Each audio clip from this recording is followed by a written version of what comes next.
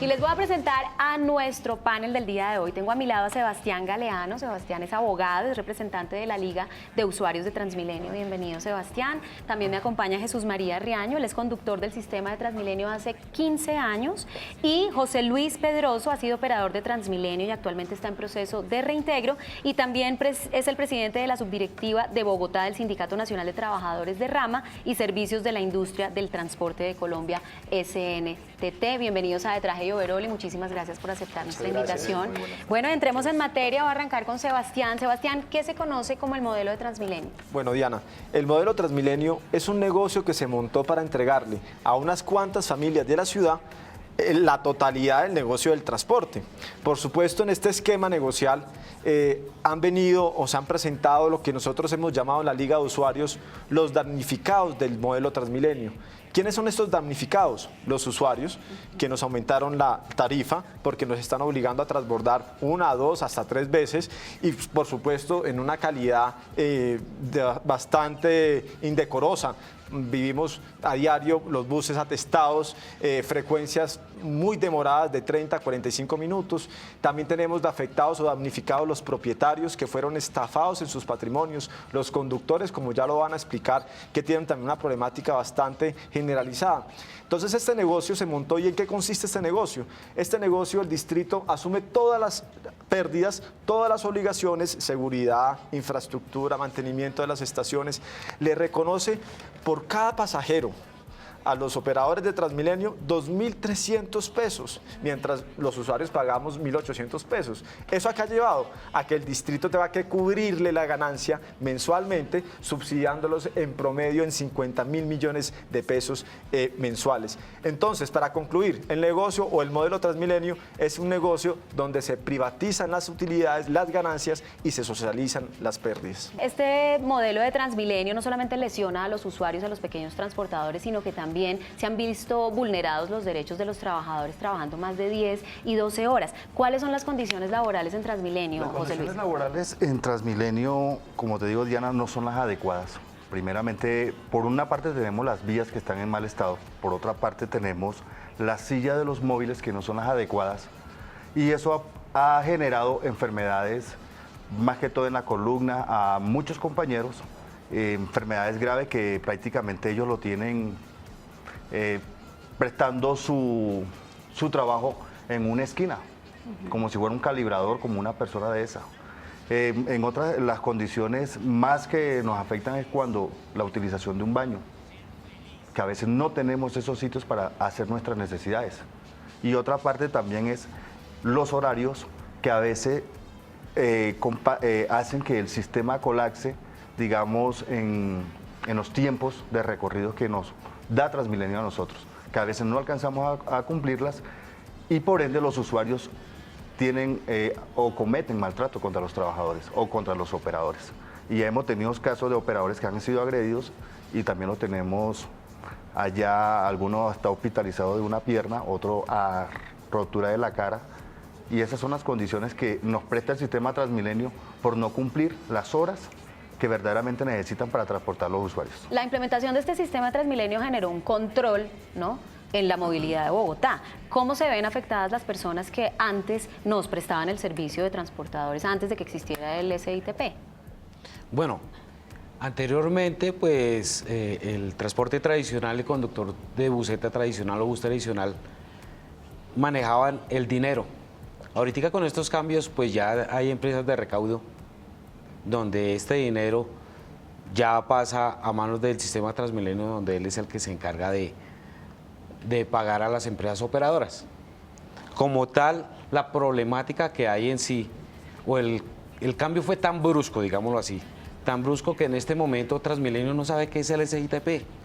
Los conductores no sabemos qué es el SITP. Los usuarios no saben qué es el SITP. ¿Por qué? Cambiaron las rutas, la forma de vida de los conductores, que ahorita ya es prácticamente una obligación trabajar. Ya no, en pocas palabras, Transmilenio y las empresas operadoras no contratan operadores, no contratan conductores, son personas necesitadas, que necesitamos el trabajo, según ellos. ¿Por qué? Da la casualidad que ellos hacen con nosotros lo que quieren. Lo que decía José Luis, el maltrato físico por parte de los usuarios, el maltrato por parte de las empresas con las jornadas laborales, con la irresponsabilidad sobre todo.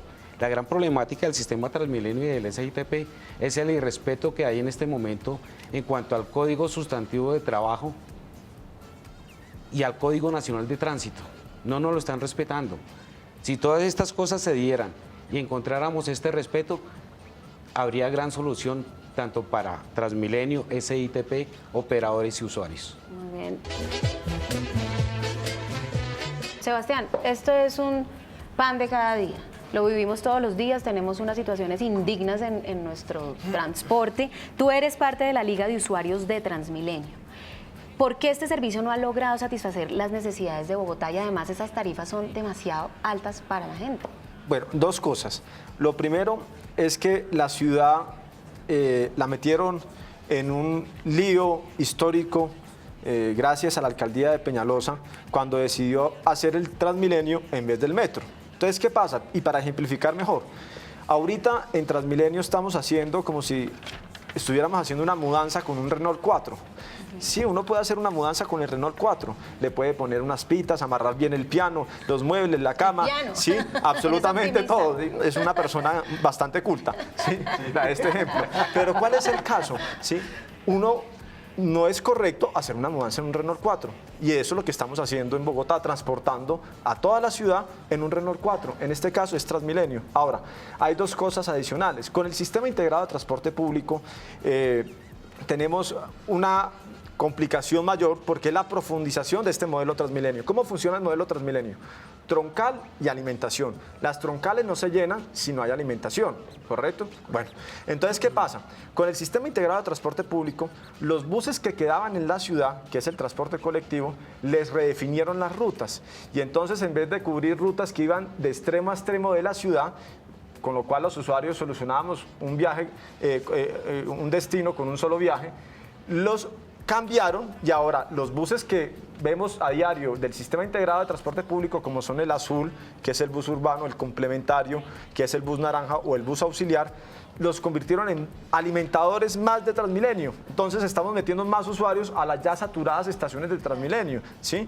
Y por supuesto a los usuarios les complica la vida porque pierden más tiempo de desplazamiento al tener que obligatoriamente transbordar sí o sí y además pagar un costo adicional por el transbordo de 300 pesos. Entonces una tarifa que antes nos salía trayecto ida y vuelta, uno pagaba 1.500, ida y vuelta son 3.000 pesos, ahorita ese mismo trayecto ida y vuelta se está convirtiendo alrededor de 3.900 pesos. Un aumento desproporcionado para el pésimo servicio que está prestando Transmilenio a la ciudad. Y la contaminación, pero yo soy usuario de la bicicleta y a veces me quiero morir. Contaminación que se agravó cuando el alcalde Gustavo Petro renegoció los contratos de la fase 1 y fase 2, cuando tenía que llamar a licitación y en este momento estaríamos la ciudad disfrutando de unos buses biarticulados, eficientes y estaríamos andando por las calles mucho más cómodos que lo que estamos en este momento. Teniendo en cuenta que nuestra ciudad sigue creciendo, que necesitamos un sistema de verdad adecuado de movilidad, desde cada uno de ustedes, ¿qué creen que se puede hacer para solucionar esta situación? ¿Tendremos algo que hacer? Sí, Dianita, sí hay que hacer algo. Por ejemplo, respetar los horarios de despacho de los buses. Prácticamente hay que cumplir con ese horario que manda Transmilenio, aunque Transmilenio a veces llega y los incumple. Entonces, si respetamos ese horario para que los usuarios lleguen a tiempo a su destino, vamos a evitarnos tantas congestiones en las estaciones, vamos a evitar agresiones de usuarios hacia los operadores y vamos a obtener un buen servicio. Jesús María, ¿cuál es la solución? Yo creo que la solución somos nosotros mismos como operadores. La solución somos los usuarios. Da la casualidad que aquí hacen cualquier cantidad de estudios y traen personas de otras partes del mundo a que nos digan cómo es que nos tenemos que mover. Los que ya saben. Sí, pero nosotros, por lo menos con la experiencia que yo tengo, la experiencia que tiene José Luis y muchas personas del sistema, nunca nos toman en cuenta.